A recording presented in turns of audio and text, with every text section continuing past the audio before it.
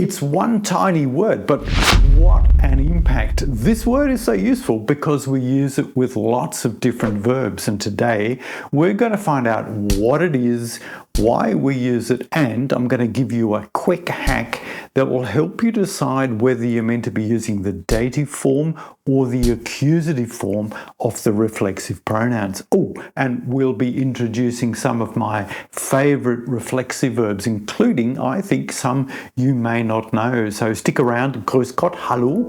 Ich bin Billy Badger und das ist Bausteine 2. Herzlich willkommen.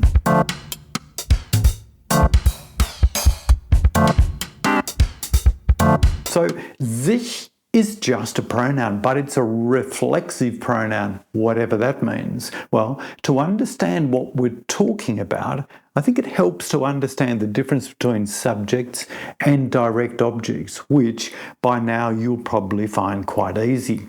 A sentence is based around a verb, and the subject does whatever the verb says it's doing. And if our verb is, for example, to see, in German sehen, then my direct object will be whatever or perhaps whoever it is that I see. And this direct object will be in the accusative case. Now, we've talked a lot about cases in last week's video, so if you missed it, you can catch it up here. But what has any of this got to do with sich, you'll be thinking? Well, let's look at some examples, and by now you'll have noticed someone next to me. Oh, okay, well, let's try that again. It's a bit stupid. By now you'll have noticed someone sitting next to me. Ah, that's better. Yeah, das ist Christine. Ich sehe sie. Here, our subject and our direct object are two different people. I'm the subject and Christine, or sie in this case, is the object. Hallo Christine, ich sehe dich. Hallo Billy, ich sehe dich. Yeah, and oh, she's gone. No worries, let's try that again and see who we get this time. Ah, okay, ich sehe ihn, but wait, he looks kind of familiar. Ich sehe mich. Yes, that's me. Well, enough of that, off you go. That was weird. But anyway, in this last example, I'm the subject and the object because I saw myself. So you'll notice that instead of using a special form like myself, I just use the normal accusative pronoun mich. Ich sehe mich. And this pattern will work most of the time. Let's work our way through all of the different possibilities. So we've had ich sehe mich, which is fine since there's only one me.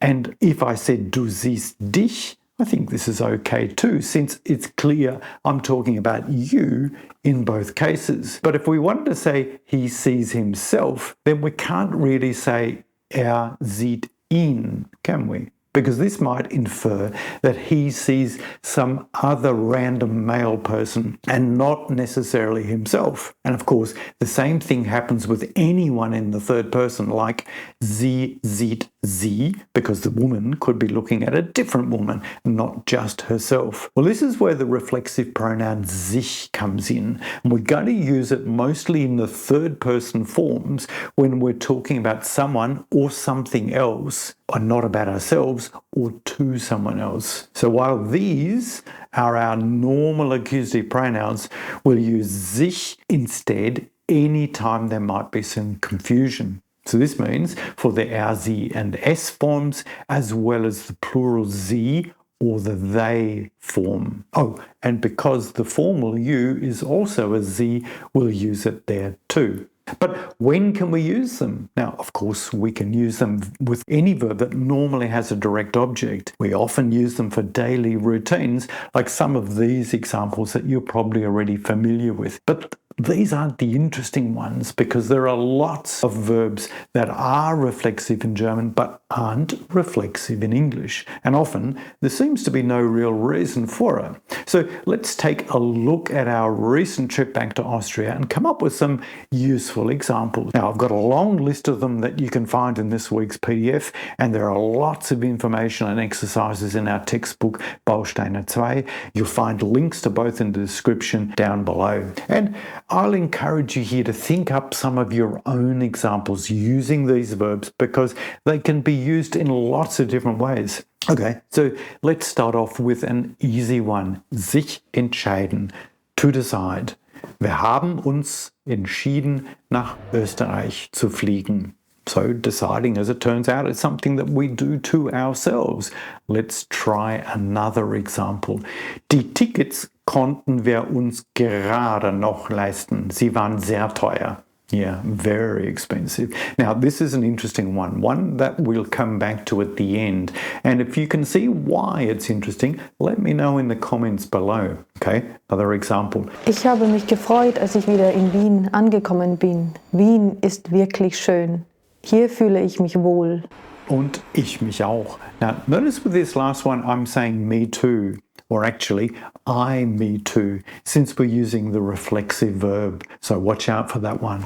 Es war heiß. Man musste sich nicht warm anziehen. And it was really hot over there, 35 degrees most days. Okay, another example. Hier langweilt man sich nicht. Es gibt immer viel zu tun. Or, as we might say in Austria, let me know if you've come across this one before. Hier fadisiert man sich nicht. It's a good one. Let's keep going with another useful verb. Wir interessieren uns für die Natur, also sind wir wandern gegangen. Now this will be useful for you to talk about your interests. So here we went for a hike, and as you can see, we first traveled by train, but it was running a little bit late. Ich habe mich aber nicht geärgert, weil die Gegend so schön war. Up in the mountains, we hiked all day and finished heading up this mountain towards sunset. Christine wollte sich ausrasten, or, to use a verb that might be more common in Germany, sie wollte sich ausruhen. Also haben wir uns hingesetzt. We sat down and simply checked out the view. Es hat sich auf jeden Fall ausgezahlt. Die Aussicht war wunderschön. Or alternatively, we could use another reflexive verb. Es hat sich gelohnt. Either way, we're saying that it paid off or it was worth it. Two verbs that mean much the same, I guess. The next one is a good example of a verb that's commonly used in Austria, but nowhere much else. It's a really useful verb, so I think it's worth learning. Anyway, by now it was already quite late in the evening. Ich wollte weiter hinauf, aber es wäre sich nicht ausgegangen. This is a verb really only used in Austria, but it's useful for talking about things for which there's either maybe not enough time or not enough space to do. At any rate, it was getting late, also mussten wir uns ranhalten, da es langsam dunkel geworden ist. Here we could use some other reflexive verbs instead, maybe like sich beeilen. Or even another great verb, sich sputen. Wir mussten uns sputen, da es schnell dunkel geworden ist. Back in the hut, there was hot food and a warm bed. And here we could say, sie haben sich ganz gut uns gekümmert. They looked after us well. Well, look, that's probably enough examples for now. There are lots more in the PDF, so check that out, and lots more, of course, also in our textbook. But I just want to remind you that while most of our examples are in the accusative, some are in the dative. Now, let's see if we can come up with that quick hack we were talking about at the beginning to help us to decide which case to use. And here it is. If the subject's not the same person or the same thing as the direct object, then we need to use the dative reflexive. It'll make more sense, I think, with some examples. I can say, of course, ich ziehe mich an. Here I'm getting dressed, or I'm dressing myself. Just in the accusative. I and me, in this example, are the same person, so I use the accusative. But if I refer to a specific item of clothing, then we need to use the dative. Ich ziehe mir einen Pulli an. Here I'm putting on a jumper. The verb for getting dressed is reflexive, but since I and the jumper, the direct object, are not the same person or thing, I need to use the dative for the reflexive pronoun. And the jumper, which is the direct object, will be in the accusative. And we've already seen a similar example of this when I was talking about the plane tickets. Do you remember? Ich konnte mir die Tickets gerade noch leisten. Sich leisten is a reflexive verb, but the direct object, the tickets, the thing I could only just afford, aren't the same as the subject, which is me.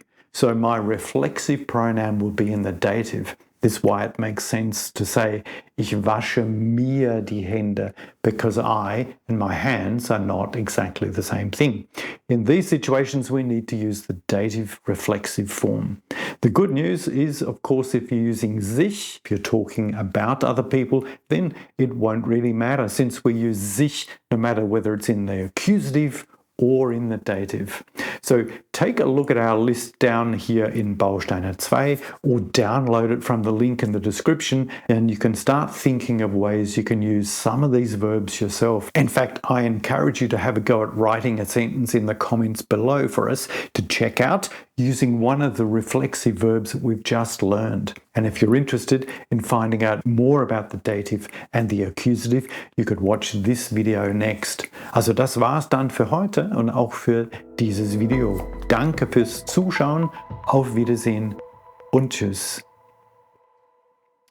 Okay.